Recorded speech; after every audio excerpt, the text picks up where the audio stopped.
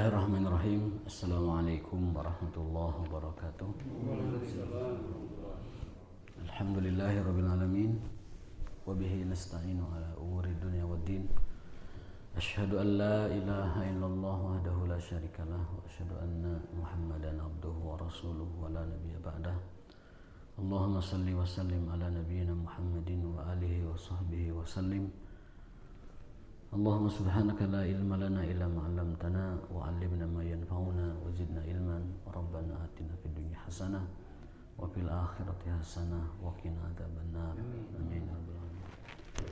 Bapak sekalian yang dimuliakan oleh Allah Subhanahu wa taala, kita akan lanjutkan kajian hadis dalam kitab Al-Adabul Mufrad ya. Dan tema kali ini melanjutkan tema sebelumnya, masih terkait dengan babus salam, bab tentang mengucap salam. Jadi memang salam itu dalam Islam ibadah besar, ibadah yang yang penting gitu. Sampai disebutkan sebagai salah satu syariat yang dicemburui oleh ahli kitab. Orang-orang Yahudi, orang-orang Nasrani sangat cemburu kita memiliki ucapan salam, gitu ya. Tapi sementara orang Islamnya sendiri nggak pede mengucapkan salam. Padahal orang ahli kitab cemburu kita punya salam. Ya, gitu. Baik, hari ini adalah bab at-taslim ala naim. Hukum mengucap salam kepada orang tidur. Kepada orang yang tidur, gimana mengucapkan salamnya? An Abdurrahman bin Abi Layla anil Miqdad ibn al-Aswad qala kana Nabi sallallahu alaihi wasallam yaji'u minal lail fayusallimu tasliman la yuqidu na'iman wa yusmi'ul yaqdhana. Apabila Nabi alaihi salatu wasallam datang di waktu malam, fayusallimu tasliman, kemudian mengucapkan salam kepada orang-orang yang sebagian ada yang tidur, sebagian ada yang belum tidur. Fayusallimu tasliman la yuqidu na'iman, maka standar salam tersebut adalah la yuqidu na'iman, tidak sampai membangunkan yang tidur. Wa yusmi'ul yaqdhan, dan cukup memperdengarkan kepada orang yang bangun saja.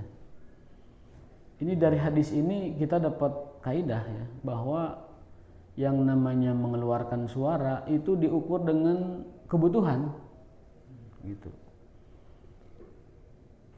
Jadi kalau kebutuhan azan itu untuk sekian kakak, maka settingan speakernya juga segitu. Ulah patarik-tarik. Kadang ia khutbah patarik-tarik, akhirnya terkadangnya keduaan.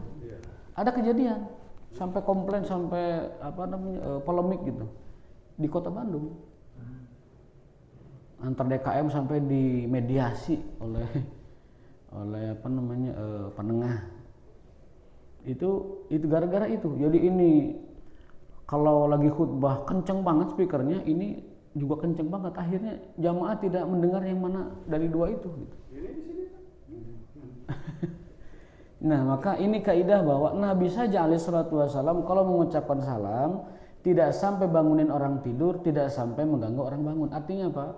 Artinya adalah bahwa standar mengeraskan suara itu sesuai kebutuhan. Terukur gitu.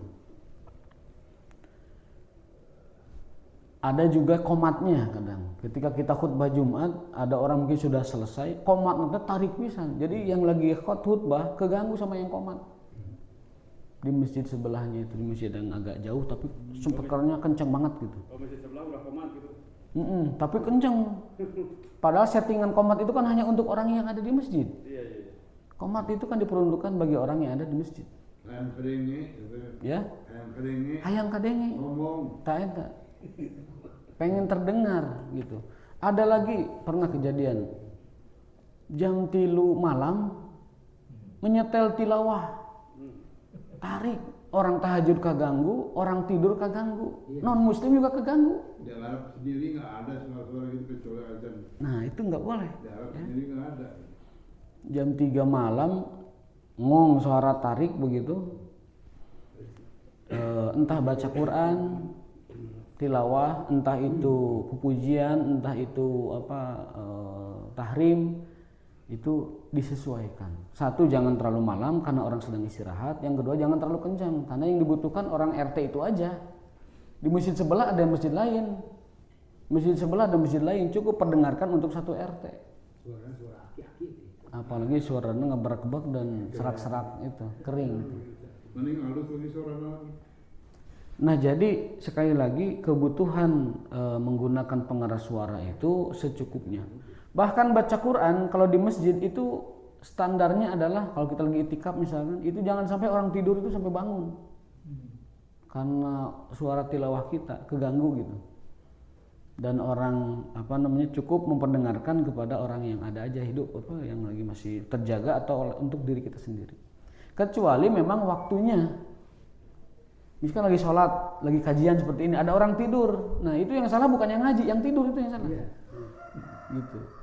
Pun sebaliknya, lagi ngaji ada yang baca Quran, itu yang salah yang baca Quran. Atau yang zikir dengan suara kencang gitu. Padahal kita lagi ngaji. Jadi segala sesuatu disesuaikan dengan kebutuhannya. Segala sesuatu disesuaikan dengan kebutuhannya. Dan itu adalah ajaran Rasulullah Shallallahu Alaihi Wasallam. Jangan sampai memperdengarkan kepada yang lain-lain. Apalagi kalau kita kaitkan dengan hak bertetangga dalam Islam ya. Itu Allah Subhanahu Wa Taala menjadikan hak bertetangga sebagai haqqan aziman, hak yang besar. Ja'alallahu haqqal jirani haqqan aziman. Allah menjadikan hak bertetangga itu hak yang besar. Berdasarkan firman Allah dalam surat An-Nisa ayat 36. Setelah Allah merintahkan untuk beribadah dan tidak melakukan kemusyrikan, lalu ihsan kepada orang tua, wabil walidaini ihsana, wal yatama wal masakin wabnas sabil wal jaridil qurba wal jaridil janbi. Berbuat baiklah kalian kepada tetangga dekatmu dan tetangga jauhmu. Kata ulama, tetangga dekat itu orang yang ada di kanan kiri dan depan belakang kita.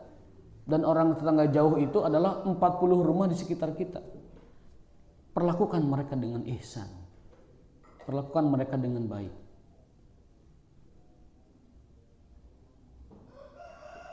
Belum lagi Nabi menjadikan bahwa menghormati tetangga itu bagian dari keimanan. Man kana yu'minu billahi wal yaumil akhir falyukrim jarahu. Barang siapa yang beriman kepada Allah dan hari akhir, hari kiamat, maka hendaklah muliakan tetangganya. Dengan cara apa? Di antara caranya adalah tidak mengganggu dan menyakiti perasaannya, tidak membuat dia tidak nyaman. Bahkan ada hadis sahih yang cukup mengancam. Saya bilang mengancam karena Nabi sampai bersumpah 3 kali. Wallahi la yu'min. Wallahi la yu'min. Wallahi la yu'min. Qila man ya Rasulullah? Qala alladzi la ya'manu jaruhu bawa'iquhu. Rasul sampai bersumpah 3 kali dan ini jarang terjadi. Mungkin hanya saat ini terjadi. Hanya kali itu terjadi. Demi Allah tidak beriman, demi Allah tidak beriman, demi Allah tidak beriman. Sahabat bertanya, siapa ya Rasul yang tidak beriman itu? Kata Rasulullah SAW, orang yang tidak bikin nyaman tetangganya. Alladzi la ya'manu, nyaman itu dari bahasa Arab. La ya'manu. Jaruhu tetangganya bawa'iquhu karena perbuatannya. Jadi menyakiti atau bikin tidak nyaman tetangga itu kata Rasul bagian dari tanda ketidakimanan. Sampai sumpah 3 kali. Wallahi la yu'min. 3 kali. Demi Allah tidak beriman, demi Allah tidak beriman, demi Allah tidak beriman. Orang yang membuat tetangganya tidak merasa nyaman dengannya. Termasuk musik ya? Tidak nyaman itu termasuk musik yang keras. Termasuk kendaraan, termasuk parkiran, termasuk tangkai pohon yang menjulur ke rumah tetangga, termasuk yang menghalangi cahayanya. Parkir seenaknya aja. Termasuk juga bikin acara yang menghalangi akses jalannya. tanpa kompromi terlebih dahulu. Pokoknya hadis Nabi itu umum, layak merasa tidak nyaman akibat ulahnya itu. Bisa ulah berupa tindakan perbuatan, bisa ulah berupa ucapan pernyataan, bisa ulah berupa sikap, gestur tubuh. Wailul likulli humazatil lumazah, baik gestur dengan matanya ataupun gestur dengan lisannya. Kalau itu bikin tetangga tidak nyaman, maka Rasul mengancam, demi Allah tidak beriman, demi Allah tidak beriman, demi Allah tidak beriman. Yang tetangganya tidak nyaman dengan itu. Dan itu bisa beragam bentuknya, bisa lisan verbal, bisa non verbal perbuatan, bisa juga isyarat. Dan lain sebagainya. Jadi Allah menjadikan hak bertetangga itu hak yang besar. Sampai Rasulullah SAW didatangi malaikat Jibril berkali-kali. Dalam hadis Abdullah bin Amr bin As, Rasulullah SAW disebutkan, aku mendengar Nabi SAW bersabda, mazala Jibrilun yusini, ini hadis sahih. Malaikat Jibril terus-terusan datang kepadaku. Mazala Jibril yusini, terus-terusan datang kepadaku Jibril itu. Berarti ada hal penting. Yusini, berpesan kepadaku, bil jari hatta zanantu annahu sayuwarisuhu, agar aku menghormati dan memuliakan tetangga. Sampai aku mengira tetangga itu saling mewarisi. Sampai aku mengira, aku menduga, padahal tidak ya. Sesama tetangga itu saling mewarisi. Dan Jibril terus-terusan datang, tidak bosan-bosan Jibril datang kepadaku berpesan, Muhammad tetangga, Muhammad tetangga, Muhammad tetangga. Dan Nabi SAW bertetangga dengan Yahudi, bertetangga dengan Nasrani, dan kalau masak diberikan kepada mereka sebagiannya. Ini hak bertetangga. Perluasan dari bab ini bahwasanya yang namanya mengeraskan suara tidak sesuai dengan kebutuhan adalah perbuatan zalim. Termasuk suara kendaraan yang di jalan itu sambil jalannya zigzag, memberisiki orang yang lagi naik motor sampai kaget, sampai panik, lagi naik mobil juga sampai panik, di belakang ada kendaraan yang kencang banget. Itu sama, mengganggu orang sebelahnya, bikin tidak nyaman, bikin merasa terganggu dengan suara tersebut. Ya, kalau sound gitu yang bikin kata-kata. Sound horeng, jangan kan sore karaokean kalau ganggu tetangga dosa hukumnya. Apalagi sound horeng yang kaca 1 senti aja bisa retak gitu kan. Jadi pantas kalau MUI mengharamkan sound horeng itu karena madorotnya besar sekali. Kadek di kopo ulah sound horeng. Si kebiasaan nanti. Ya baik, jadi standar kita mengucapkan salam itu tidak bangunin orang tidur. Ya. Itu salam yang mulia, apalagi non salam, apalagi yang bukan salam ya. Apalagi bukan ucapan salam, bukan ucapan tilawah, bukan ucapan zikir, bukan ucapan azan. Ya.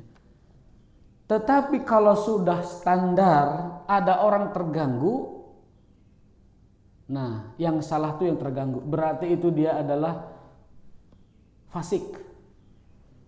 Nih, suara adzan ini sudah cukup pelan nih, sudah cukup standar. Ada orang terganggu, kita bikin dia terganggu. Kita bikin dia terganggu. Orang-orang seperti itu yang punya jiwa-jiwa sakit seperti itu kita ganggu dengan suara kebenaran. Kalau memang dia terganggu dengan suara yang normal, gitu. Misalkan tetangga masjid, suara azan sudah proporsional, dia terganggu. Kita bikin dia terganggu. Kita usik dia. Karena hati-hati yang buruk, hati-hati yang busuk, hati-hati yang khabis perlu kita ganggu, perlu kita gedor. Jadi letakkan ini masalah sesuai dengan koridornya, proporsionalnya. Mengeraskan suara tidak boleh karena itu dapat berpotensi mengganggu. Tapi kalau sudah pelan, ada orang yang hatinya buruk terganggu, kita ganggu sekalian.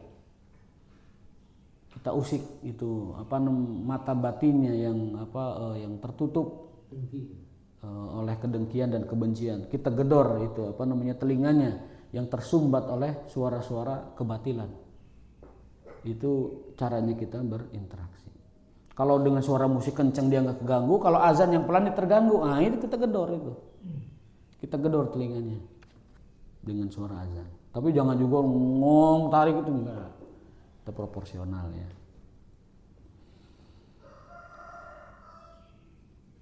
Jadi ada telinga-telinga fasik yang harus kita ganggu memang, ada. Ada telinga-telinga fasik, telinga-telinga munafik yang harus kita ganggu telinganya itu ada itu. Biasanya non muslim sih. Muslim juga ada. Muslim juga ada. Tapi ini tidak tidak istilahnya apa? Tetapi ini tidak berarti kita mengeraskan, tidak ya.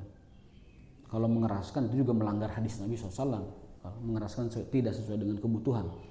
Ala kulli hal standarnya adalah kebutuhan. Hadis berikutnya itu tentang hayyakallah. Jadi selain ucapan salam, ada tegur sapa yang Nabi anjurkan juga, yang sahabat lakukan juga, yaitu ucapan hayyakallah. Hayyakallah itu secara bahasa adalah semoga Allah melestarikan hidupmu.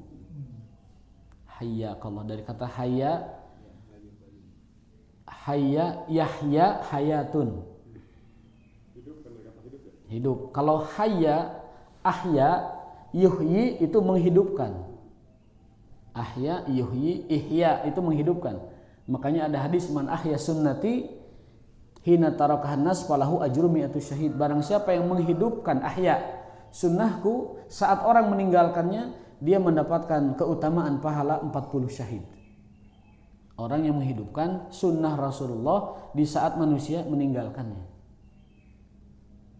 Maka beruntunglah orang-orang yang mengamalkan sunnah, orang udah meninggalkannya gitu.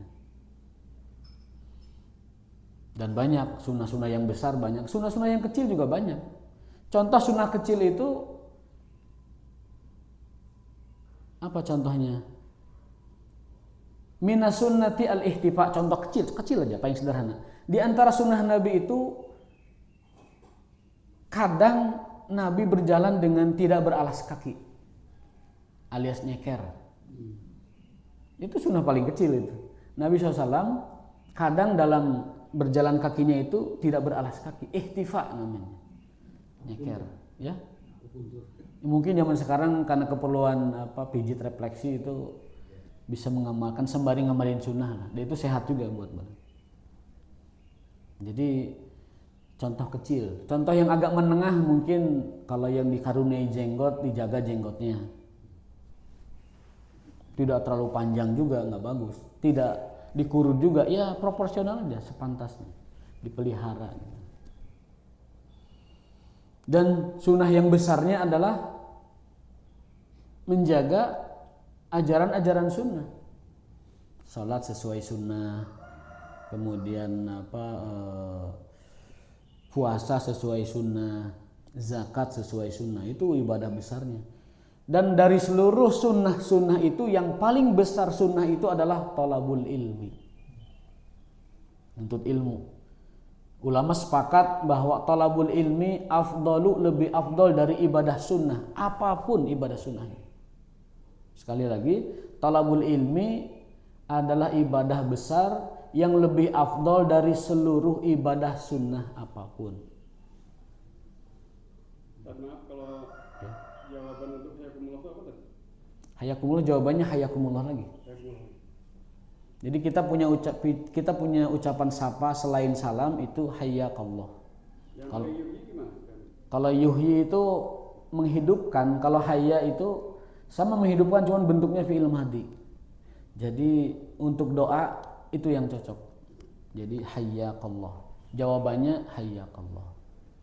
Selain salam ya. Jadi kita boleh assalamualaikum, boleh juga hayyakallah. Tapi yang utama assalamualaikum, namun boleh juga diselang-seling dengan hayyakallah. Jadi tidak umum ya? Tidak umum karena jarang digunakan di kita. Di kita tuh kalau tidak digunakan tidak umum. Padahal itu ada riwayatnya.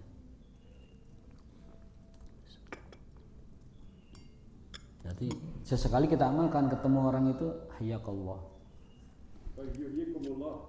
Yuhyikumullah itu tidak ada di keterangan-keterangan di sini. Mungkin di hadis lain ada, tapi wallahu alam ya di sini tidak ada. Hayyakallah min ma'rifatin. Karena orang yang salaminya itu kebetulan orang berilmu, maka ucapannya begini, hayyakallah min ma'rifah. Semoga Allah melestarikan hidupmu karena ilmu kamu itu. Jadi ini ucapan hayyakallah kepada orang alim. Selain hayyakallah juga ada anjuran mengucapkan marhaban. Ya, ini hadis yang ketiga. Marhaban. An Aisyah radhiyallahu anha qalat aqbalat Fatimatu tamshi ka'anna mishyataha masyun Nabi sallallahu alaihi wasallam. Hadis riwayat Aisyah radhiyallahu anha, Fatimah putri Nabi datang kepada Rasulullah SAW ayahnya dengan berjalan seperti berjalan ayahnya. Jadi ibunda Aisyah meriwayatkan bahwa Rasul kedatangan putrinya Fatimah, dan putrinya tersebut langkah dan cara jalannya mirip sekali dengan Rasul SAW. Ini informasi tambahan bahwa orang yang paling mirip ya wajah dan cara gestur serta gerak tubuhnya itu Fatimah. Rasulullah itu paling mirip dengan putrinya. Putrinya paling mirip dengan ayahnya. Gesturnya, kemudian cara jalannya, kemudian juga segala sesuatunya itu paling mirip dengan Rasulullah SAW. Faqala, Rasul mengatakan marhaban bibnati, marhaban wahai putriku. Marhaban itu secara letterlek, marhaban itu artinya semoga Allah lapangkan dada kita semua. Marhaba. Marhaban, semoga Allah lapangkan dada kita semua. Nah, tetapi karena dia diucapkan oleh masyarakat ketika bertemu dengan seseorang, maka ucapan itu menjadi ucapan sapaan. Jadi yang ketiga selain salam, hayyakallah, juga yang ketiga adalah ada ucapan lain yaitu marhaban. Ketemu dengan teman kita, marhaban, Pak Haji, marhaban, Kang, marhaban, Kak, dan lain sebagainya lah. Jadi marhaban. Ya? Ramadan marhaban. Ya kalau kita marhaban tuh acara ekahan gitu. Itu beda lagi. Itu karena ada ucapan marhaban ke Rasulullah. Karena mereka menganggap Rasulullah hadir. Nah ini juga debatable ya, perdebatan apa betul Rasul hadir di acara marhaban. Marhaban ya Ramadan. Ada juga marhaban ya Ramadan. Ada tuh marhaban ya Ramadan 1448 Hijriah nanti ke depannya, sebulan lagi. Insyaallah kita nanti di akhir akan bahas fikih Ramadan. Fikih Ramadan itu bekal kita untuk Ramadan. Jadi untuk besok tema kita mungkin mengulas tentang Isra Mi'raj ya, karena kita di kaum muslimin merayakan Isra Mi'raj, jadi kita ambil hikmahnya saja besok. Pelajarannya adalah tentang Isra Mi'raj insyaallah. Kalau tidak lupa ya. Kalau lupa ya berarti kajian seperti biasa. Tentang tazkiyatun nufus. Jadi ucapan ketiga itu marhaban bi Fatimah, marhaban bibnati. Jadi kita mengucapkan marhaban itu sunnah Rasulullah juga SAW.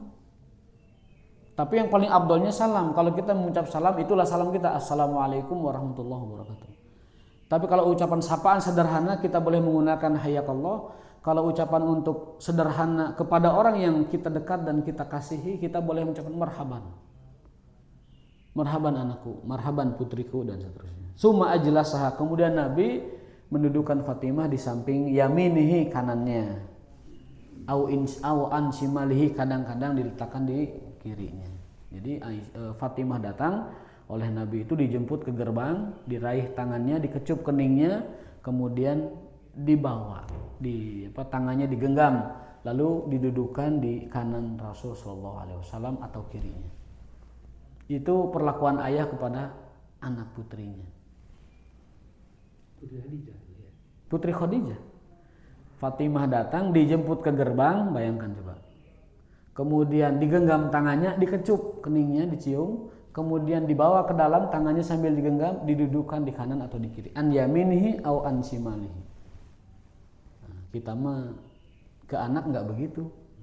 Anak datang sekolah tuh sanggup ayah di situ tuh.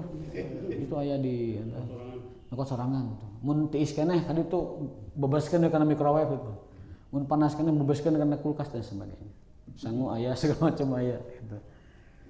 Jadi ganti pakaian gitu. Nah, Nabi enggak. Setiap anaknya datang, Fatimah terutama itu dijemput, dihantar ke belakang. Maka tidak heran kalau yang dididik oleh beliau lahirlah seorang anak yang disebut sebagai Sayyidatu Ahlil Jannah. Fatimah itu kan gelarnya apa? Sayyidatu Nisa'il Jannah, permaisuri atau ratunya seluruh wanita surga.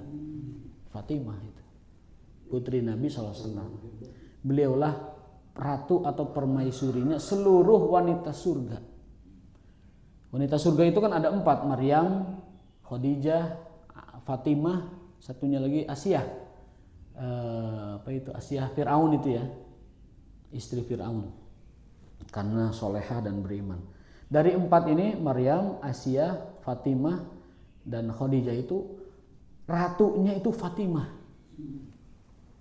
Yang paling tingginya itu Fatimah binti Rasulullah Sallallahu Alaihi Wasallam. Sayyidatu Nisa'il Jannah, dalam hadis sahih Zadul Ma'ad menceritakan seperti itu. Binti Rasul atau binti Muhammad? Binti Muhammad.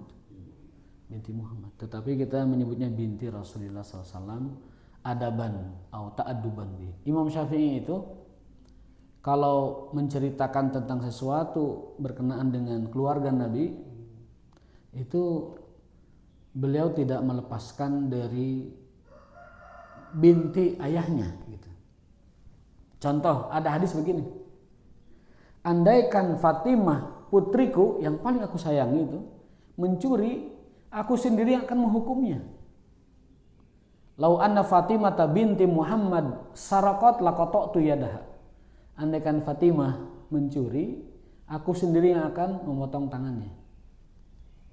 Ini hadis berkenaan dengan orang, ada wanita mencuri, lalu kabilahnya itu minta keringanan, ya Rasulullah, tolong ringankan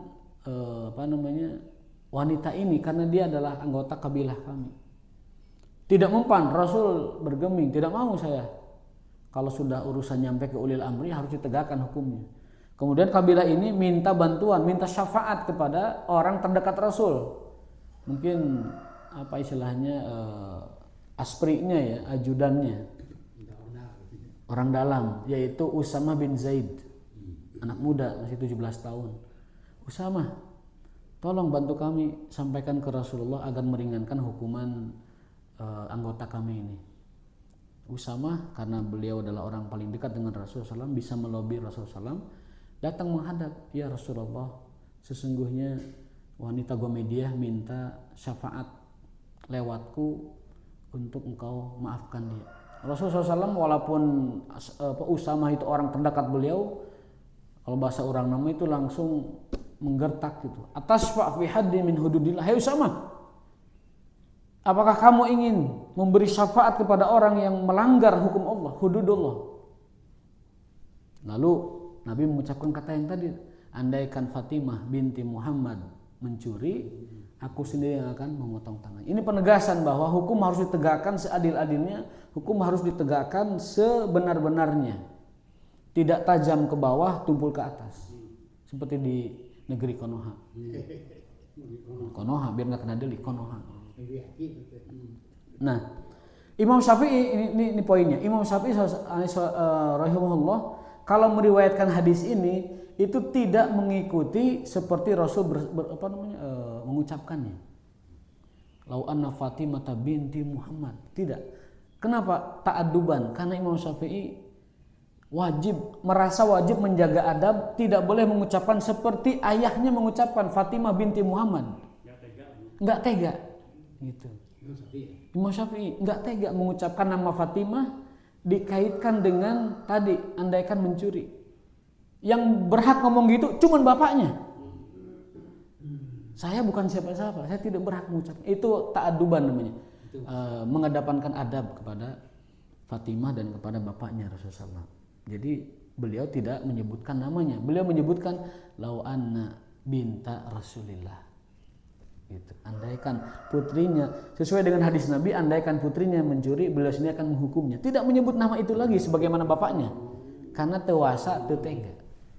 Tewasa tega. Tidak menyebut Fatimah binti Muhammad karena merasa tidak tewasa begitu. Sehingga nyebutnya ya bint Rasulillah saja sebagai adab kepada beliau. Dan Muhammadnya juga tidak sebut Muhammad, binti Rasulillah saja. Jadi itu bentuk adab para ulama kepada Rasulullah SAW. Walaupun itu konteksnya meriwayatkan hadis yang harusnya apa adanya.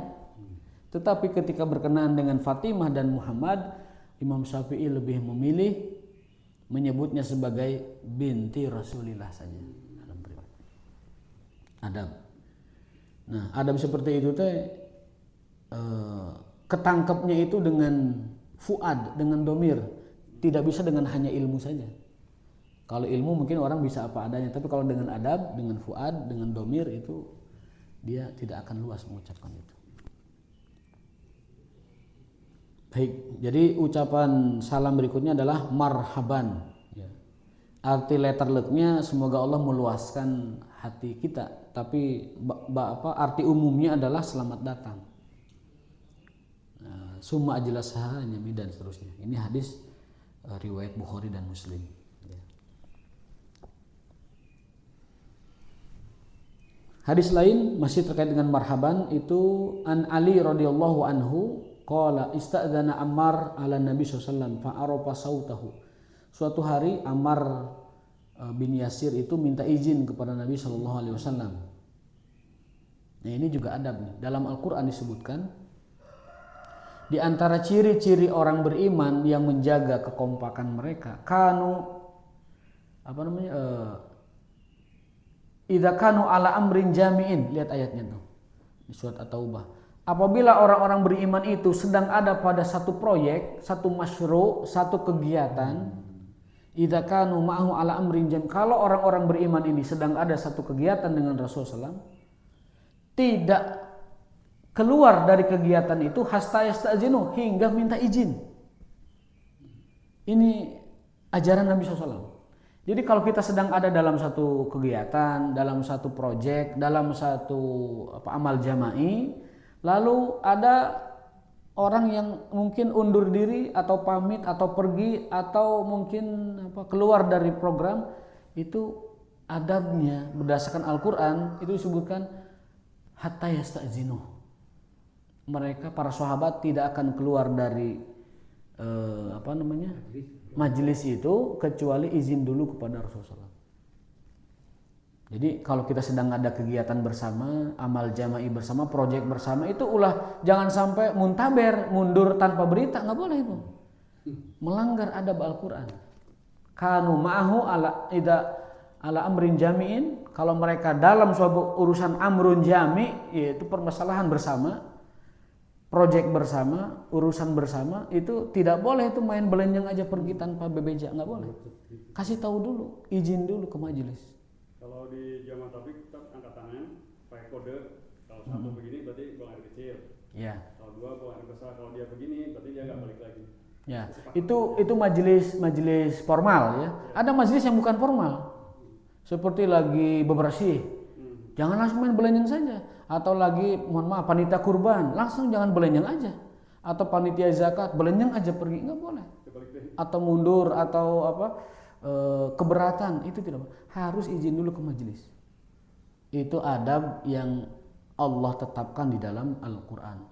Kanu ma'ahu, apabila orang-orang beriman ma'ahu bersama Rasulullah SAW ala amrin jami'in, dalam sebuah urusan bersama, tidak akan keluar dari itu hatta yasta'dzinu, hingga mereka minta izin. Nah ini bagaimana Al-Quran menjaga kekompakan kaum muslimin hatta urusan-urusan yang sifatnya sosial ya.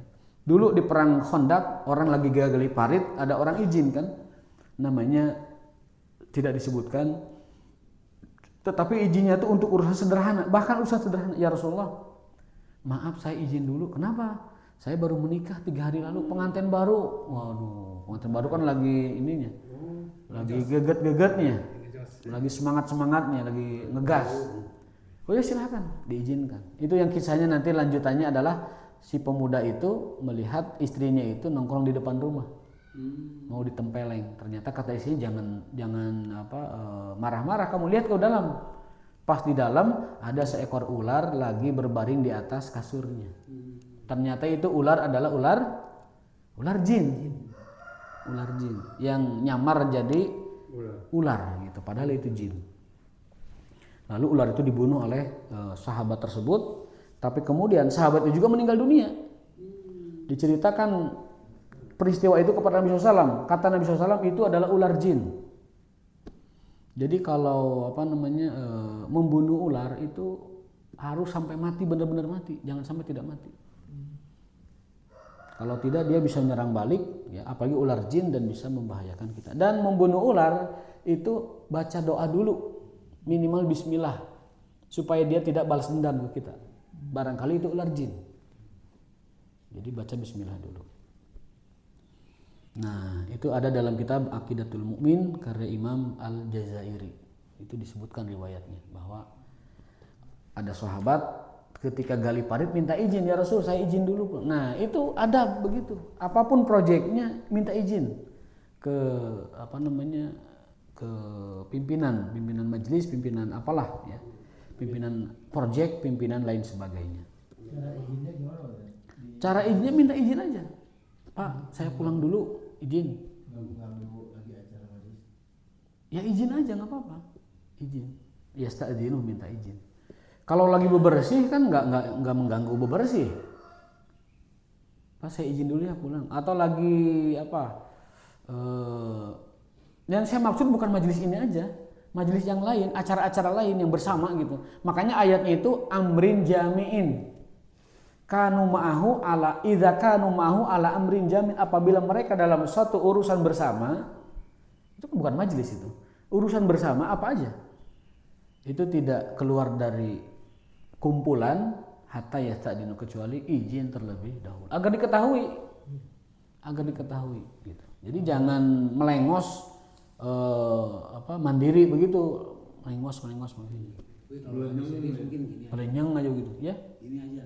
Kalau di majelis itu bisa dengan isyarat, bisa dengan salam juga. Saya izin, assalamualaikum. Kalau dalam majelis. Dalam hadis disebutkan, entah nanti entah kapan hadisnya, apa pernah saya baca ya.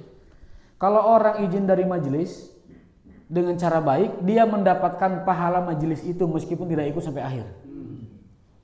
Kalau pamitannya benar, ya, mungkin dengan mengangkat tangan, assalamualaikum, saya pamit dulu, saya izin dulu. Nah, itu mendapatkan pahala majelis itu.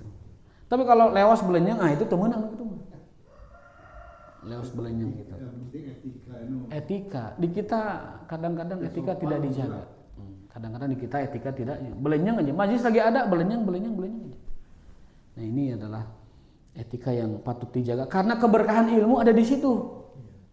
Keberkahan ilmu itu ada pada penghormatan seseorang kepada majelis itu. Lihat kitab Ta'lim Muta'alim, Barakatul ilmi fi ihtirami muallimihi. Keberkahan ilmu itu adalah rasa hormatnya kepada alimnya, kepada majelis itu. Termasuk menyapa gitu ya. Termasuk menyapa dan lain sebagainya. Kalau tidak hormat kepada majelis, ya dari mana datangnya berkah ilmu? Hanya jadi wawasan aja, hanya jadi intelektual saja. Hanya jadi tambahan informasi saja, tetapi tidak jadi keberkahan yang membuahkan kebaikan bagi dirinya dan juga bagi keluarganya. Nah, jadi itu ucapan. Kita lanjutkan. Ammar bin Yasir meminta izin kepada Nabi SAW untuk sebuah keperluan. Fa'arafa sautahu. Nabi mendengar suara Ammar, ini suara Ammar. Faqala, lalu beliau bersabda, marhaban bitayyibil mutayyabi. Selain mengucap marhaban, Nabi juga memuji Ammar. Ini sikap memuji yang proporsional itu juga bagian dari ajaran Nabi SAW. Jadi memuji orang secara proporsional itu tuntunan Nabi SAW. Marhaban bitayyib. Coba bahasa orang nama, selamat datang orang baik, ya gitu kan? Selamat datang pemuda yang baik. Marhaban bitayyib.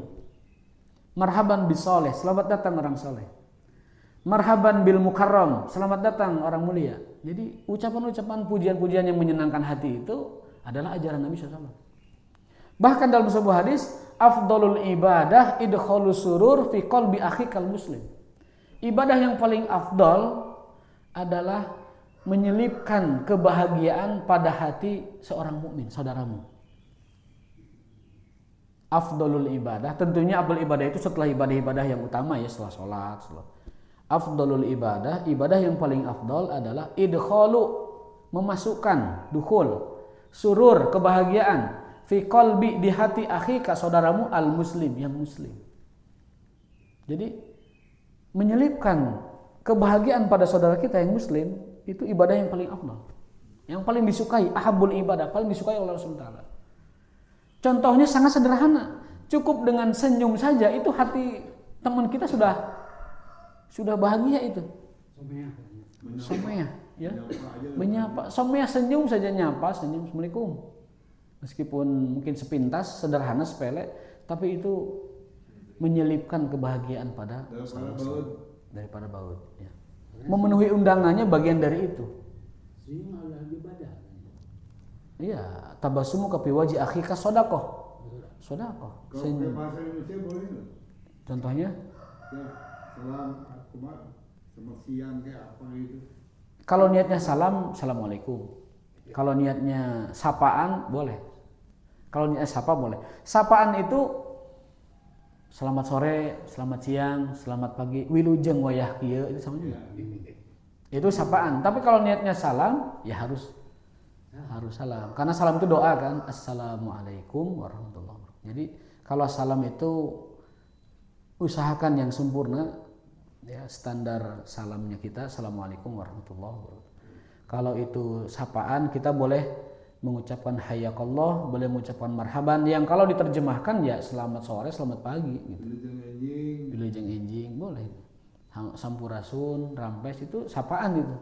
Tapi kalau niatnya salam ya assalamualaikum. Mau lengkap dua-duanya assalamualaikum sampurasun gitu. Assalamualaikum warahmatullahi wabarakatuh. Jadi dua, salamnya diucap, sapanya juga diucap. Yang sempurna tadi Ustaz. Ya. Assalamualaikum sempurna. Ya. Di dalamnya ada non muslim boleh? Di dalamnya ada? Ada non muslim. Tapi ada muslimnya? Boleh. Boleh. Kalau di dalamnya ada muslim. Ada di pertemuan itu ada yang non muslim juga. Iya, kita hanya mengucapkan salamnya kepada yang muslim. Kalau nggak ada ya selamat siang. Kalau nggak ada sama sekali muslimnya ya udah selamat siang aja. Apa? Ya. Beda salam dan salam. Tapi kalau nggak salam ya memang kurang ajar. Kalau di Indonesia sih forum apapun, setingkat level apapun dan lain sebagainya itu senantiasa salam. Kalau di Indonesia ya sudah lumrah lah. Saya kadang-kadang lewat itu Nah itu. Kadang mau naik motor api-api teu apal eta kan. banyak Kurang ajarna itu. atur Bawa mobil, tahu kita tuh kenal dengan orang yang lagi jalan itu enggak salam. Kemudian naik motor acung sepeda, pura-pura tidak tahu. apalagi kita sama orang tua ya. Nah itu betul adabnya. Tapi terima kasih atas perhatiannya, cukup sampai sekian. Aku qouli hadza wa astaghfirullah li wa lakum. Hadanallahu wa iyyakum ajma'in wal 'asr innal insana lafi khusr illa alladziina aamanu wa 'amilus shalihaati wa tawassaw bil haqqi wa tawassaw bis sabri. Subhanakallahumma wa bihamdika asyhadu an la ilaha illa anta astaghfiruka. Assalamualaikum warahmatullahi wabarakatuh.